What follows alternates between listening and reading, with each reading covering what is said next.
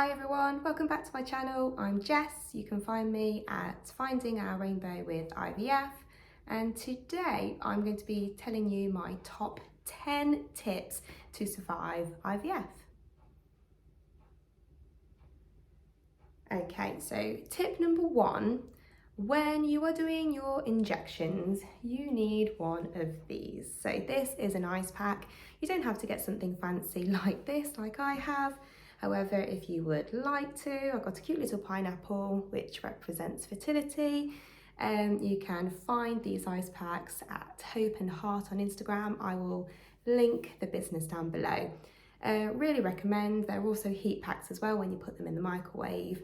But if you pop these in the freezer about an hour before, just keep them in the freezer, pop them on the area that you're going to do the injection a couple of minutes before, so then the area will be nice and numb and you won't feel barely anything. So that brings me to answer the question, do stim injections really hurt? Now, they can be uncomfortable, they're not very pleasant, some of them can sting. However, using something like this will really reduce that pain. Sometimes I barely felt anything, but I'm afraid it does depend on the injection that you are taking. They do vary, so you'll have to do your research on the particular injection that you are taking yourself. Tip number two is to do your research. So before I started IVF, I altered my lifestyle quite a lot. So after research, I found out that the chemicals that we put in our bodies or on our bodies can really affect the quality of our eggs. So I cut out perfume completely, didn't wear that even just before starting IVF. Nail varnish, I cut that out. I have only just started wearing that again now, that I'm kind of midway through the second trimester. So I would do that. Also, to add on to this tip, the Think Dirty app is really, really good. If you search for any product, it will tell you how many chemicals that there are in it, how natural the product is. So it gives you like a traffic light system of if it's red, amber or green. So if something is in the green, then it means it's safe for you to use.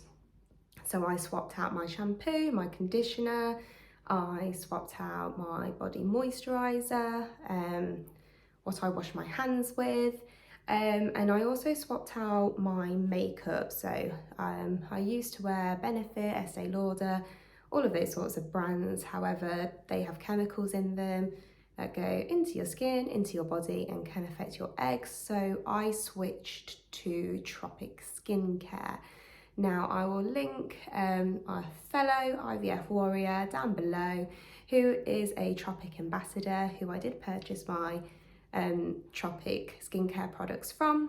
I got the full cleanser, toner and skin moisturizer from her, and I also used their foundation powder and mascara, and the money that she makes basically goes towards the IVF that she is currently going through. So any support that you could give her would be great, but I'd seriously recommend the products as well. Tip number three, if you smoke, either try and quit or at least reduce the amount that you do smoke, and either stop drinking alcohol altogether or at least reduce it as much as you can.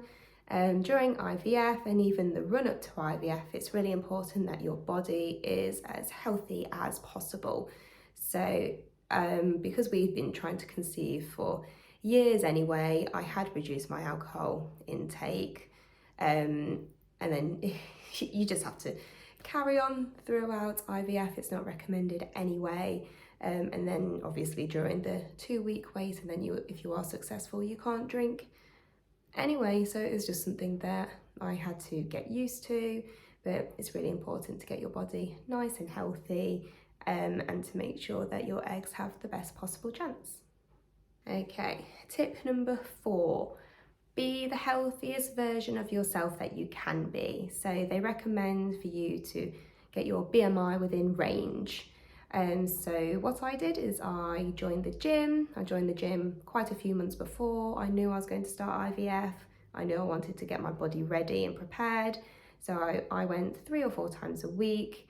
They don't recommend you carry on exercising during stims just because your ovaries are getting enlarged and it can cause complications. They do suggest that you do reduce the exercise that you do. However, the run up to IVF, it's really important that you do get your body as healthy and as fit as possible. Okay, tip number 5 is to take supplements. Again, we had been doing this for a long time anyway. My partner had been taking the male equivalent of Pregnant Care. He'd been taking Wellman. I've been taking Pregnant Care before conception. It has all the vitamins in that you need, like folic acid, CoQ10, all the different vitamins that are helpful in case you do conceive naturally. But it just also prepares your body and makes sure that all of those goodness is in your system, ready for IVF and hopefully for when you do get your big fat positive. Okay, tip number 6, mainly for the males, but I did this as well, is to reduce your body temperature. So hot baths, steam rooms, saunas, hot tubs, they are not good for sperm, they kill them off. So if your partner can reduce that, buy some baggy boxes to make sure there's lots of room for it to breathe. That is really beneficial. And I also joined in and I just switched out to showers because, again, raising your internal body temperature is basically like cooking your eggs, which is not recommended before IVF and it's not recommended during either. So that was tip number 6. Okay, so tip number 7, try and reduce stress. Try and remain as calm as possible. And that is really hard to do because it's a very anxious and nerve-wracking time. I imagine that you're already extremely impatient, and so to be calm can be really tricky. So what I did to help me relax is I started acupuncture. So I started acupuncture just before I started my stims. They do recommend that you start a little bit before, just to help with your eggs and settling your cycles and things. But I've been doing acupuncture since the start of stims. I carried on all throughout egg collection, egg transfer, and still throughout the first trimester I went every single week.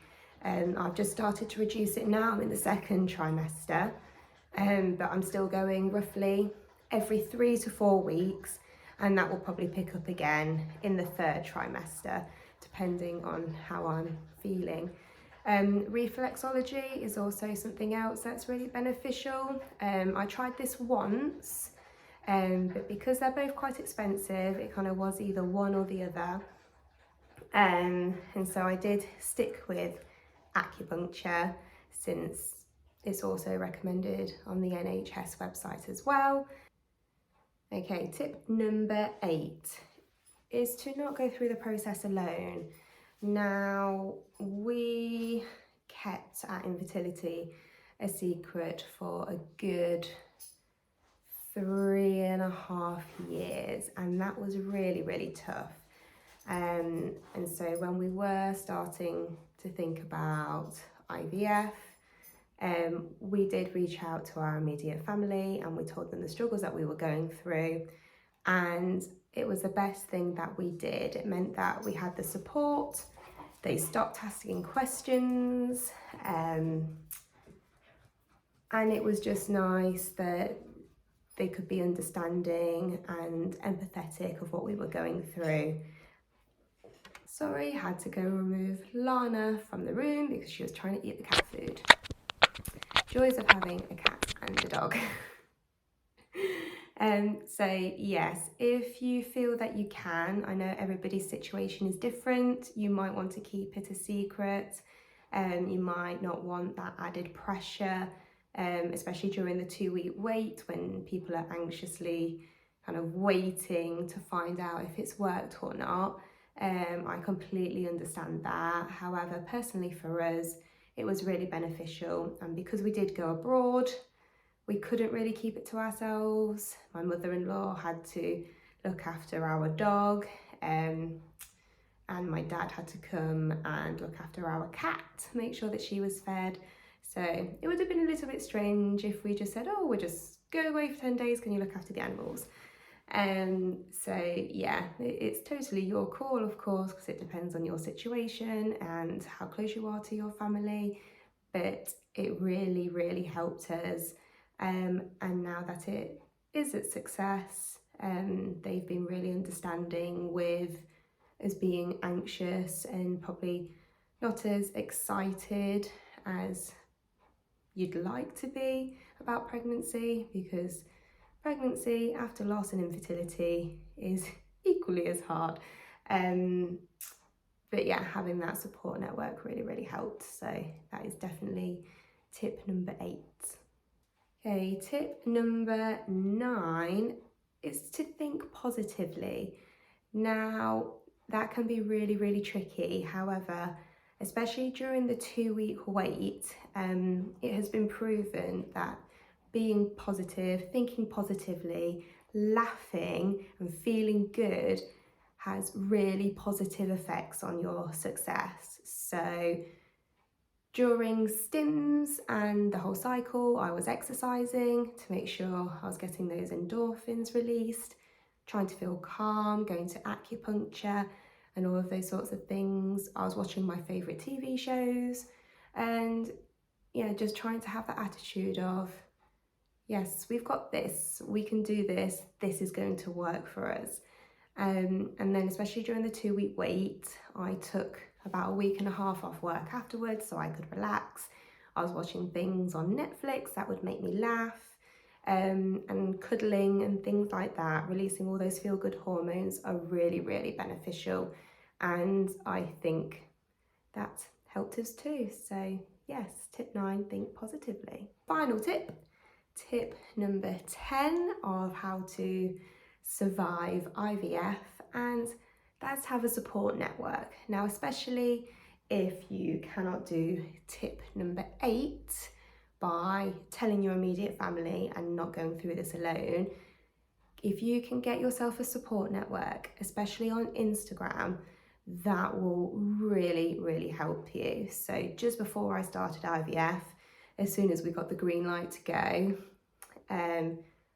that's when I made my Finding Our Rainbow with IVF account, and straight away I couldn't believe the sheer amount of love and just help and just the feeling of community from everybody. It was really, really lovely. Everybody roots for everyone, and Hope and Heart mentioning her again, I will link her down below. Every single month on her stories, she does a post to try and kind of recruit transfer cycle buddies. And so I was lucky to find this account, and we set up in August, because I had my stims and transfer in August, an August Buddies WhatsApp group full of amazing women, all of different ages, all at different stages, all of, going through IVF for different reasons. And it was just really nice to have people to talk to all the time who just got it, who understood what you were going through. I mean, I could talk to my husband, but he wasn't going through the physical kind of process of the injections and things like that. So to talk to other people that genuinely understand what you were going through, I don't think I would have made it through without them. Still talking to them now, even though I am pregnant and in my second trimester. Obviously some of us were successful, some of us sadly weren't, and I'm still rooting for them now. They are still equally as understanding, helpful towards me even during my pregnancy, which I can imagine is really, really difficult for them. But yeah, they just become really amazing Insta, WhatsApp friends. So that is something else that I would really recommend. Even if you join the community privately, where you don't reveal your face, you don't reveal your name, that doesn't matter. Everybody is still out for everybody. So that is something that I would really recommend too. So I hope those top 10 tips of how to survive IVF have helped. I'm sure there are lots of other things that are helpful, but those were the 10 things that personally really helped me and what I believe really helped for us to have a successful round that has led to so far a healthy pregnancy. But if you do have any further questions, feel free to comment below. I have also linked my email in my bio, or you're welcome to follow me on Instagram and send me a message on there. There's more details of my IVF journey. In my highlights, I documented everything, and on my grid posts. But thank you for watching, and I'll see you in the next video.